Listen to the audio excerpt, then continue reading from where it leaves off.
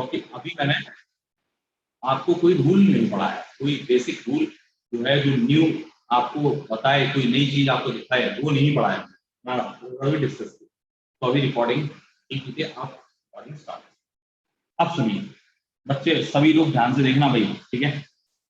क्या कह रहे हैं? कह रहे हैं कि n equal to 55 to the power q plus 17 q minus 72 q, n is divisible by. तो बताइए n जो है वो किससे डिविजिबल होगा? ये क्वेश्चन जो है वो कैट में, सीसीएल में, ये बहुत मेन एग्जाम है, सीडीएस में, इनमें पूछा जाता है।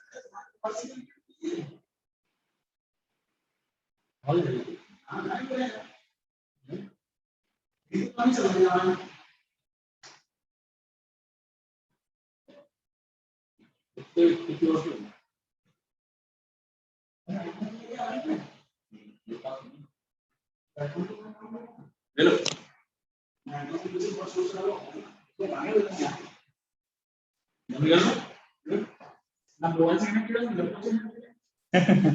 चलो, सो लिसन गाइस, मैंने ये बोला कि ए क्यू बी, अब देखिए कि n equal to this, a Q plus B Q plus C q, कुछ ऐसे फॉर्म में हमें क्वेश्चन मिला हुआ है। बात सही है कि नहीं है? ए क्यू बी क्यू और सी क्यू की फॉर्म में हमें ये क्वेश्चन मिला है। तो मैं आपसे कहूंगा सबसे पहले आपको एक बात पता होनी चाहिए, जो कि बहुत कम लोगों को पता होती है, क्योंकि अगर आपने एप्टीट्यूड पढ़ा होगा तो शायद आपको ये बात पता होगी, है ना? वो क्या?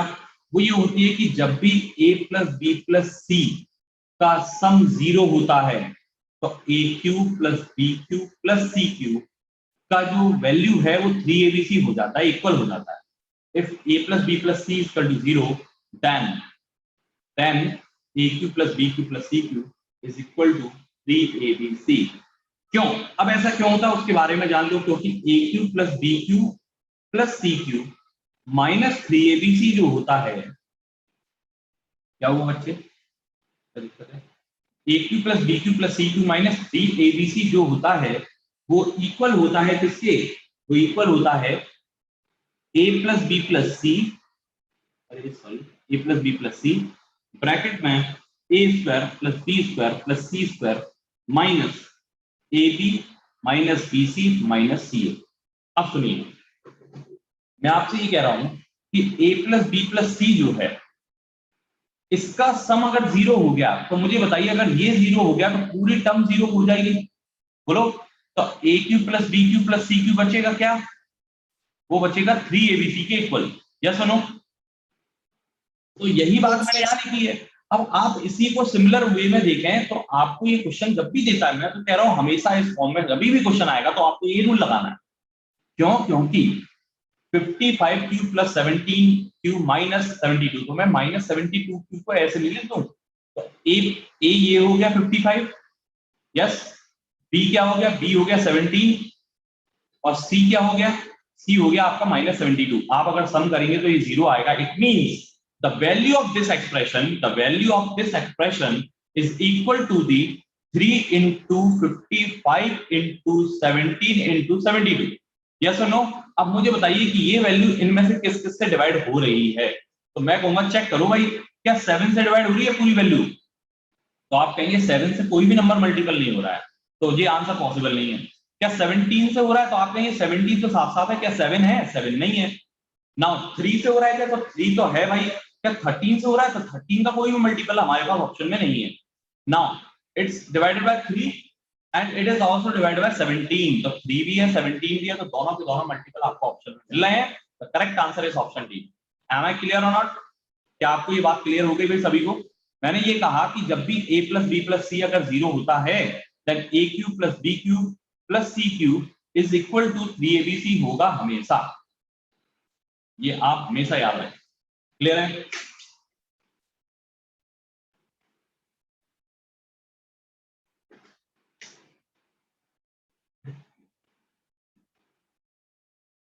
चलिए, तो next question on your screen now. अब देखिए, ये एक और अमेजिंग क्वेश्चन कैट एग्जाम में पूछा गया। ये क्वेश्चन बहुत ही अल्टीमेट क्वेश्चन है। कैसे आप इसको टैकल करेंगे ये देखना चाहता हूं मैं। तो शुरू हो जाइए भाई सभी लोग। नयन, आपको आवाज आ रही है? और आप फर्स्ट डे हैं क्या बेटा? Yes sir. ओके, बेटा फर्स्ट डे है तो आपको अगर कुछ समझ में ना आए ना तो थोड़ा वेट कीजिएगा, कल न्यू टॉपिक स्टार्ट हो तब से आप स्टार्ट कीजिएगा, क्योंकि टॉपिक के 2 दिन पहले ही निकल चुके हैं और आज थर्ड डे है तो थोड़ा सा टिपिकल पार्ट हम डिस्कस करेंगे। ओके चलिए, so the question is an is 2 digit number. देखो कंपनी जो है वो टेक्निकल क्वेश्चन पूछती है, मतलब थोड़ा सा घुमा के क्वेश्चन देती है, जैसे ये क्वेश्चन प्रेजेंट किया, लेकिन इसमें आपको थोड़ी सी मेहनत करनी होगी और क्वेश्चन को टैकल करना होगा। Now n is a 2 digit number, okay, so first n is a 2 digit number, कोई भी n होगा एक 2 digit number such that the last 2 digit of nq is 44। आप मुझे बताइए कि अगर कोई 2 digit नंबर है like a and ab, like ab, और ab का अगर आप q करते हैं और लास्ट में आपको 44 मिलता है, लास्ट में और आपको 44 मिलता है, क्योंकि 2 डिजिट नंबर तो सिर्फ डिजिट में ही क्यूब बनाएगा, इससे ज्यादा तो बनाएगा ही नहीं। तो देखो मैंने आपको जब क्यूब रूट पढ़ाया था तो एक बात अच्छे से बताई थी कि अगर लास्ट में 4 है it means the b should be 4। क्यों? क्योंकि अगर किसी नंबर का क्यूब कर रहे हैं और इकाई का यूनिट प्लेस अगर आपका 4 होता है तो तभी हो सकता है जब आपका क्वेश्चन भी 4 डिजिट का दिया गया, मतलब क्वेश्चन में भी यूनिट प्लेस 4 रहा हो, क्योंकि 4 का क्यूब करने पर ही लास्ट में 4 आता है और किसी भी नंबर का क्यूब कर लो लास्ट में 4 आना पॉसिबल नहीं है। इज इट राइट और नॉट? ना। तो इतनी बात क्लियर है भाई सभी को? अब ध्यान दीजिए, अब ध्यान देने वाली बात सिर्फ इतनी सी है कि आपको ये 2 डिजिट नंबर को ब्रेक कुछ इस तरह करना है जिससे ये अपनी खासियत से ब्रेक हो, मतलब ऐसे नहीं कि आप कुछ भी कर दोगे। ऐसे 2 डिजिट नंबर लिखा कैसे जाता है? 10a + 4 के रूप में लिखा जाता है, बोलो हाँ। ऐसे तो लिखते हैं 2 डिजिट नंबर एक्स वाई, जैसे 2 नंबर है 2 डिजिट नंबर है एक्स वाई तो 10x + y के रूप में लिखते हैं, जिसमें y यूनिट प्लेस होता है, x टेंथ प्लेस होता है। ये बात आपको शायद पता होगी, या सुनो ना। सो अब मैं अगर कहूं कि इसका क्यूब करते हैं तो बेटा क्यूब करते हैं जरा, देखिए। तो 10a का cube it means 1000 a cube, 4 का cube it means 64 plus 3a² b, तो 3a² मतलब 100a into 4 plus 3ab², 3ab² मतलब 60। अब आप मुझे बताइए अगर मैं इसको थोड़ा सा सॉल्व करता हूं तो 1000a³ plus 1200a plus 480a plus 64। अब मैं अगर आपसे पूछूं कि भाई आपको a की वैल्यू जूम करनी है, बोलो करनी है नहीं करनी? ये क्वेश्चन अच्छा है, थोड़ा लंबा क्वेश्चन है और शॉर्ट में आंसर नहीं आएगा, ये ध्यान रखिए बिल्कुल। अगर आपको a की वैल्यू एज्यूम करनी है तो आपको हो ना हो इन दो वैल्यूज से फर्क नहीं पड़ेगा, बोलो बात सही कि नहीं है?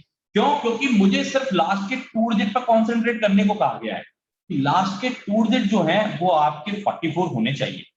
या सुनो, मुझे सिर्फ ये बोला गया है कि लास्ट के 2 डिजिट जो है वो 44 होने चाहिए और 40। अब भाई आप a की वैल्यू चाहे कुछ भी रख लो और चाहे कुछ भी रख लो, कुछ भी रख लो, इन दोनों टर्म से लास्ट के 2 डिजिट का कोई लेना देना नहीं है। क्यों? क्योंकि इनके लास्ट 2 प्लेसेस तो 0 है और जब भी 0 ऐड होंगे तो 0 0 ही आएगा लास्ट में, तो इन दोनों प्लेस से कोई मतलब है ही नहीं, तो इनसे तो कोई मतलब ही नहीं है। अपन को a की वैल्यू डिसाइड करनी है सिर्फ और सिर्फ यहां से।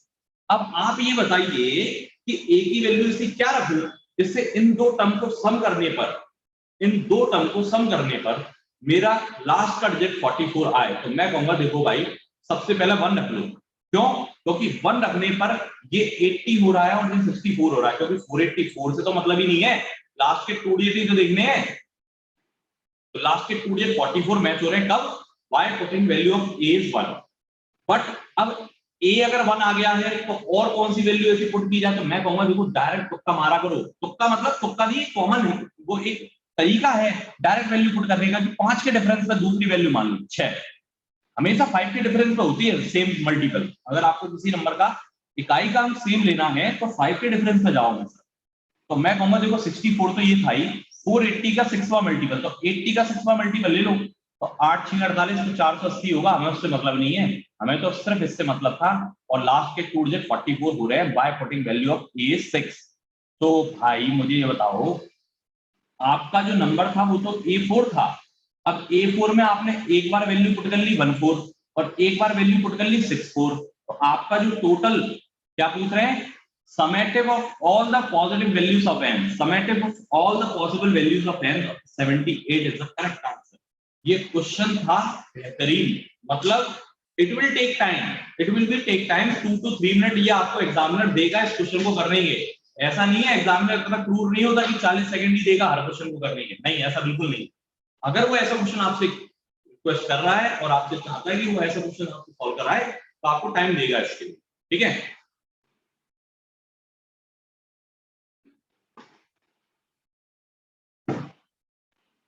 हाँ भाई फिर से बता दीजिए बेटा, क्वेश्चन बहुत बड़ा है, थोड़ा सा कॉन्सेंट्रेट करो, ठीक है, कॉन्सेंट्रेट करो नहीं तो कुछ काम नहीं होगा, ठीक है। तो क्या कहा दोबारा से सुनिए, ये कह रहे हैं n जो है वो एक 2 डिजिट नंबर है, 2 डिजिट नंबर जैसे मैंने मान लिया a और b, ठीक है। इसका क्यूब करने पर जो लास्ट के 2 डिजिट है वो 44 आ रहे हैं, तो बस मुझे ये सेटिस्फाई करना है कि लास्ट के 2 डिजिट 44 रहे, और अगर इकाई का मतलब यूनिट प्लेस अगर 4 है तो 100% the number will B at the unit place at 4, या सुनो तो A4 ये आपका नंबर था जिसका क्यूब किया गया था, ये 2 डिजिट नंबर है इसलिए हम इसे 10a + 4 के रूप में लिखेंगे। इतना क्लियर है? बोलो बेटा तने। yes, इतना क्लियर है ना यहाँ तक? तो तान्या इतना तो क्लियर है, यहां तक दिक्कत नहीं होनी चाहिए, अगर यहां तक दिक्कत है तो पहले इसको संभालो।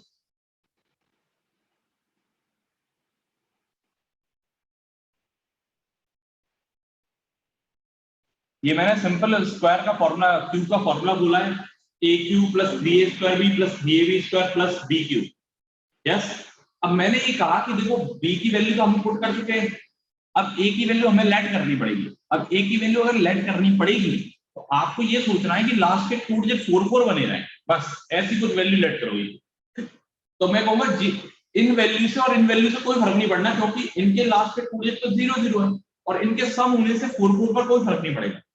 तो सिर्फ फर्क पड़ेगा इस 480a से और इस 64 से। मतलब अब आप बताओ a की वैल्यू अगर 1 पुट कर दूंगा तो 64 + 80 तो 44 आएगा लास्ट में, a की वैल्यू 6 पुट कर दूंगा तो 8 6 480, तो मतलब यहाँ पर अपन को इसमें मतलब नहीं है, 8 6 480, 480 + 64 फिर से वही 44 आएगा लास्ट में। तो ये दो वैल्यू a की एज्यूम हो रही थी जो कि 14 थी, एक a की वैल्यू यहाँ पर रख दो 14 और a की वैल्यू फिर रख दो 64, और इन दोनों का सम पूछा गया था क्योंकि समेटिव पॉसिबल वैल्यूज का सम।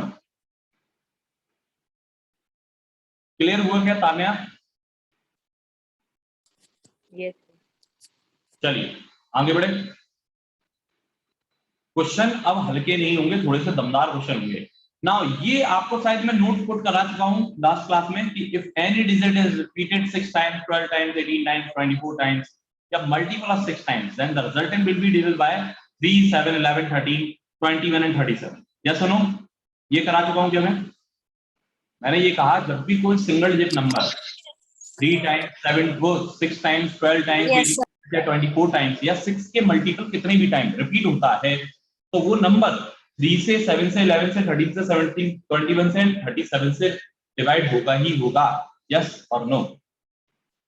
चलिए तो yes, sir, कराने के बाद फिर हमने इन क्वेश्चंस को डिस्कस किया था। 88 वाला भी क्वेश्चन हो गया था, 88 ये भी हो गया था, 99 ये क्वेश्चन जरूरी नहीं है। ये वाला क्वेश्चन कराया था देखो बच्चे, x x y x x। हाँ ये वाला लास्ट क्वेश्चन था, शायद लास्ट क्वेश्चन आप लोगों को समझ में ना आया हो तो मैं एक बार फिर बताता हूँ।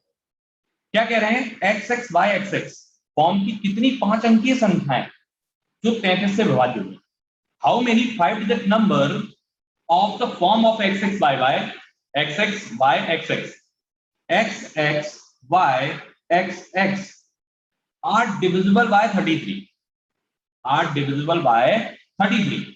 मैं आपसे कहूंगा देखो अगर कोई नंबर 33 से डिवाइड है इट मींस वो 11 से और 3 दोनों से डिवाइड होगा। बोलो हाँ।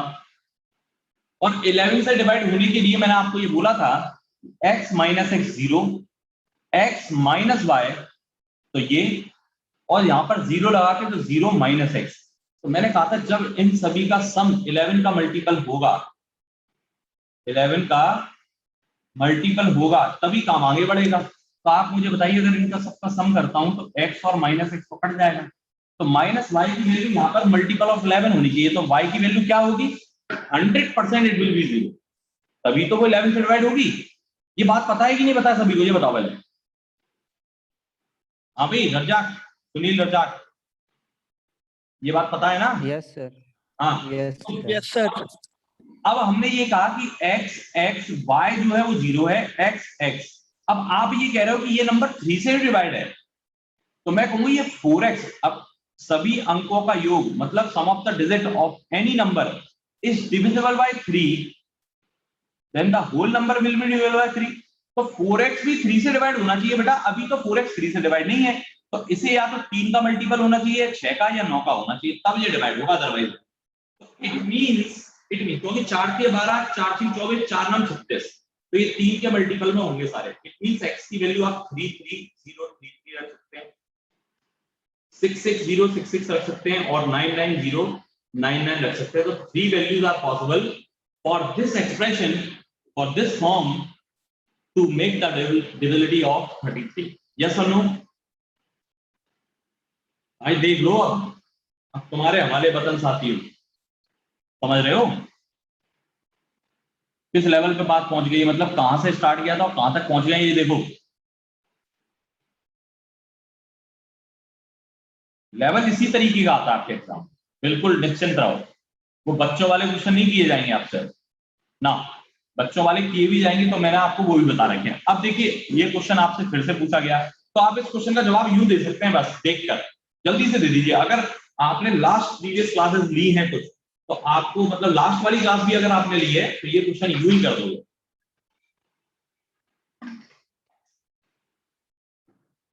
आंसर बता दो बस, what will be the correct answer. ये कह रहे हैं if 6 digit number 479xyz is exactly divisible by 7 11 and 13, then y plus z divided by x is equal to। तो मैं कहूंगा देखो, अगर कोई नंबर 7 11 और 13 से डिविजिबल है और 4 7 9 3 डिजिट है और x y z ये कह रहा है, तो मैं कहूंगा ये भी 4 7 9 रख दो, बहुत अच्छा मौका मिल रहा है तुम्हें, क्योंकि इन तीनों से डिविजिबल होना इट मींस 1 0 0 1 से डिविजिबल होना। तो 4 7 9 x y z है, तो 4 x y z कितने 7 और 9, और x कितना है 4, तो 16/4 मतलब 4 आपका आंसर आ गया। ये आपका खटाक से आंसर बाहर। बताओ कितना देर लगा इस क्वेश्चन को सॉल्व करने में, लेकिन बस तुम्हें पता हो। Tania, have you done the last class?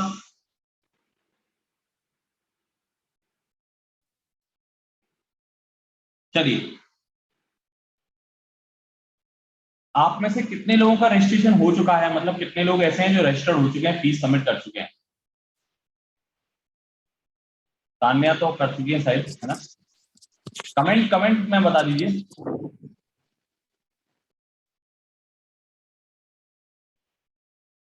आप में से कितने लोग ऐसे हैं जो फीस डन हो चुका है जिनका? Very good. रजिस्टर्ड और नॉट, क्योंकि अब डेमो क्लासेस हमने ओवर कर दिए हैं, तो डेमो क्लासेस अब खत्म हैं। ओके, बाकी 2 लोग और नहीं आए जो रजिस्टर्ड हैं ऑलरेडी।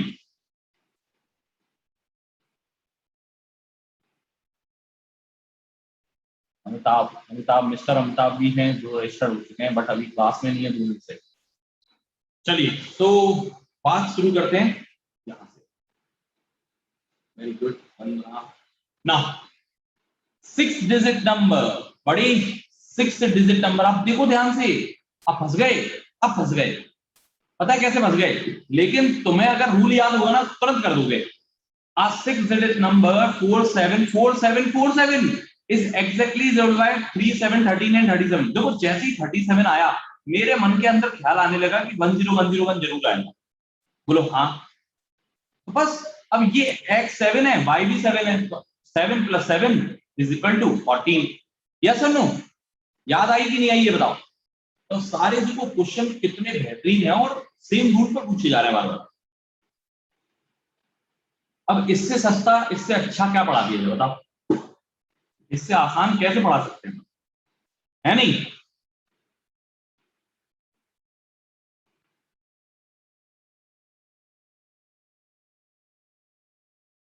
चल थोड़ी देर में आएगा, अभी कठिन भी आएगा, डोंट टेक टेंशन।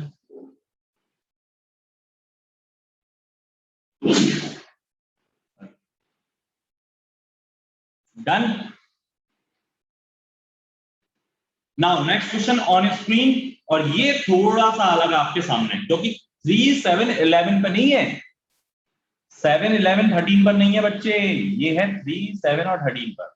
तो आपको ये याद होगा क्वेश्चन की 4, 5, 4, 5, 4, 5, क्योंकि 273 इंटू 3, 7 और 13, तो 4, 5 ही है, और क्या है, 15 ये, 16 ये, 31 is the right answer. Yes और नो?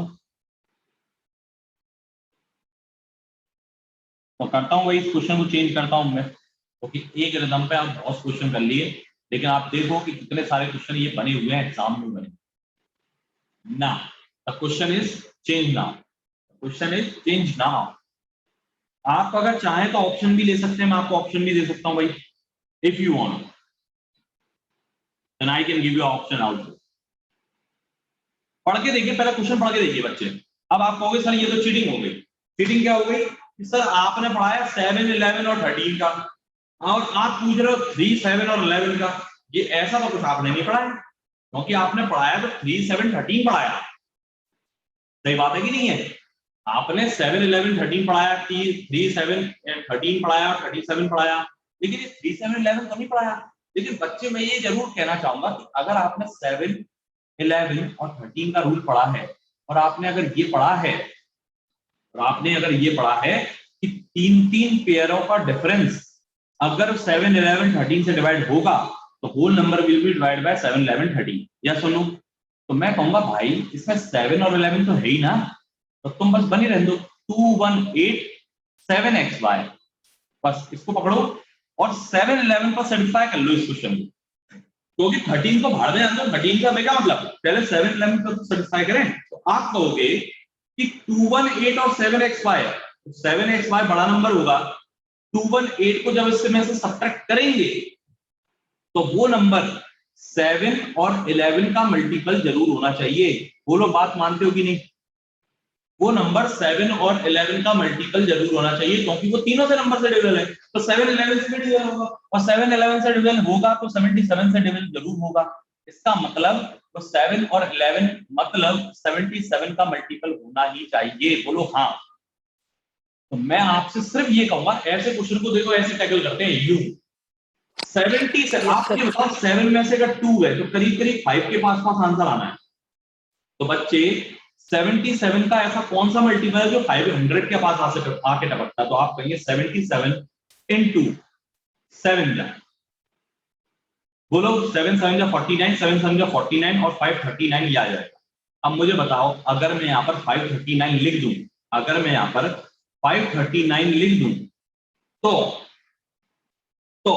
x और y की वैल्यू क्या होगी? तो आप कहेंगे सर 18 दूनी 36, तो ये हो गया 21 जरूर होगी, ऐसे होगी।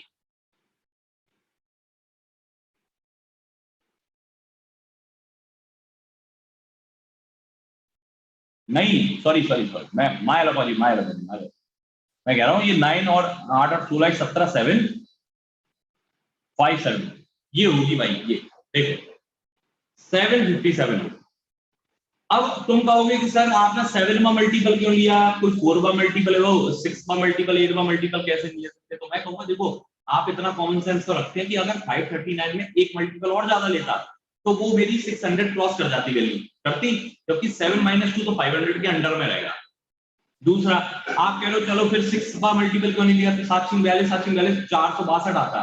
अरे यार 462 इतना मतलब 218 में से घटा दे, 700 समथिंग को 462 आ पाएगा क्या? पॉसिबल है क्या? कम से कम 100 घटाओगे, 100 के ऊपर की वैल्यू घटाओगे तब जाके वो 62 पे आएगी बात। तो ये कॉमन सेंस, यहां मल्टीपल ढूंढना ही पड़ेगा, मजबूरी है। ये क्वेश्चन समझ में आया क्या? मैंने ये कहा अगर ये क्वेश्चन 3, 7 और 11 से डिवाइड है तो भाई 7 और 11 से तो है ना, तुम्हारा काम तो 7 11 से हो जाएगा कि 3 3 के डिफरेंस और जो नंबर है उनका डिफरेंस जो है वो 7